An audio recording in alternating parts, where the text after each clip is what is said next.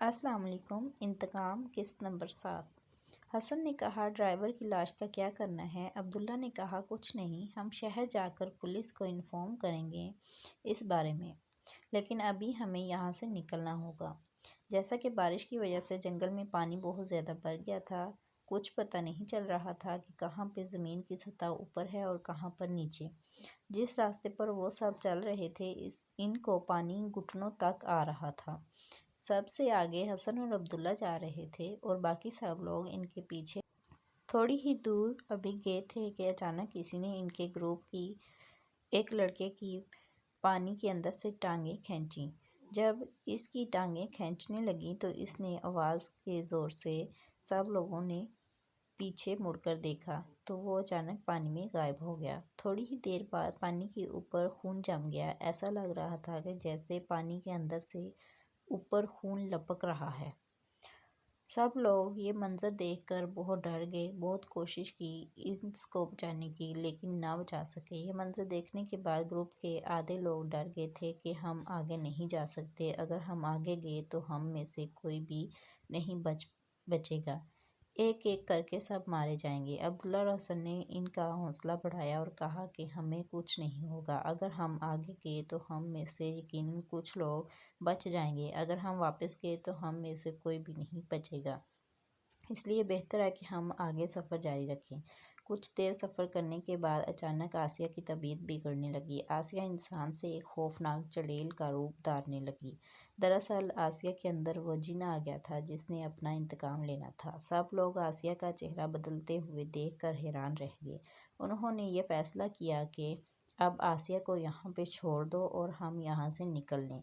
یہ بات سنتے ہی فوراً کالی نے کہا کہ یار یہ آپ سب کیسے بول رہے ہو، ہم آسیہ کو اکیلا کیسے چھوڑ سکتے ہیں؟ آپ لوگ بے شک چھوڑ دو لیکن میں آسیہ کو تنہا نہیں چھوڑوں گا۔ سب دوستوں نے کالی سے کہا کہ کالی آپ یہ بات مان لیں، اب آسیہ نہیں رہی۔ کالی یہ سب دیکھ کر زور و قطار رونے لگا۔ آسیہ کو وہاں پہ چھوڑ دیا اور سب لوگ آگے کا سفر جاری کرنے لگے۔ ابھی تھوڑی ہی دور گئے تھے کہ اچانک پیچھے سے ایک خوفناک آواز آئی۔ ایک ہی لمحے کے بعد آسیہ ہوا میں اڑتی ہوئی سب کو دکھائی دی۔ آسیہ جب اڑ کر ان کے اوپر آئی تو انہوں نے دیکھا کہ آسیہ کے بہت بڑے بڑے دانت، بہت بڑے بال، خوفناک چہرہ، بہت ہی لمبا قد تھا۔ یہ سب دیکھ کر سب گھبرا گئے۔ سب لوگوں نے دل میں سوچ لیا تھا کہ اب ہمارا بچنا ناممکن ہے، لیکن پھر بھی وہ ہمت کر کے آگے کی طرف جانے لگے۔ تھوڑی دیر بعد آسیہ نے حملہ کیا، ہوا میں اڑتی ہوئی آئی اور کالی کو اڑا کر لے گئی۔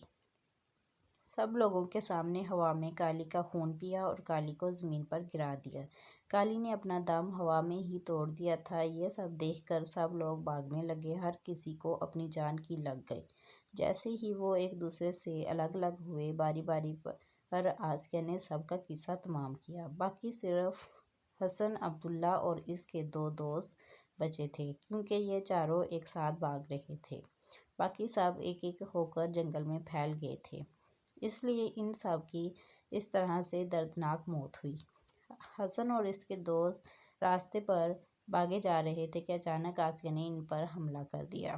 ان میں سے ایک لڑکے کو ہوا میں اڑا کر لے گئی۔ حسن نے عبداللہ سے کہا، وہ دیکھو دور ایک گھر نظر آ رہا ہے، اگر ہم اس گھر تک پہنچ گئے تو ہو سکتا ہے کہ ہم بچ جائیں، لیکن اس گھر تک پہنچنے کے لیے ابھی کافی سفر باقی تھا اور یہ بھی نہیں پتہ تھا کہ اس گھر میں کوئی انسان بھی رہتا ہے یا نہیں۔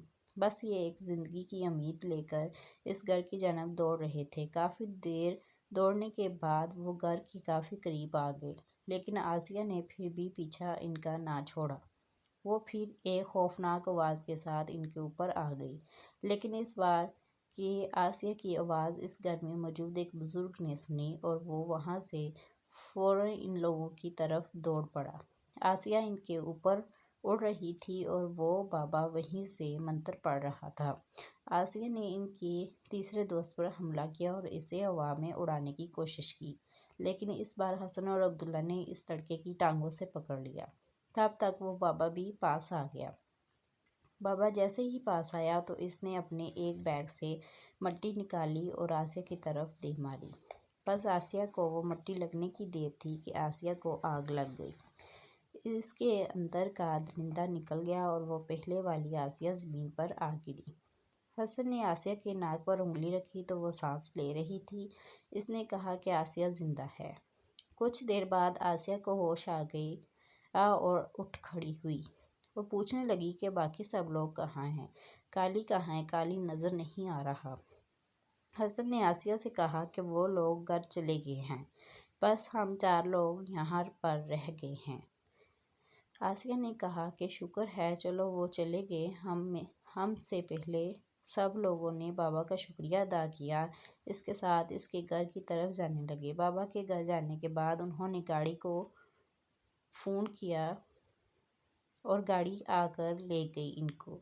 سب لوگ گھر جانے کے بعد سب سے پہلے پولیس اسٹیشن گئے اور یہ سب معاملہ پولیس کے سامنے رکھا۔ حسن، عبداللہ اور باقی دوست سب خوش ہوئے اور ایک دوسرے سے گلے ملے، لیکن آسیہ ایسی لگ رہی تھی کہ جیسے وہ زندہ ہو کر بھی زندہ نہیں۔ آسیہ کو کالی کا بہت زیادہ صدمہ لگا اور وہ آج بھی اس بات کو نہیں بھولی۔ یہ کہانی ختم۔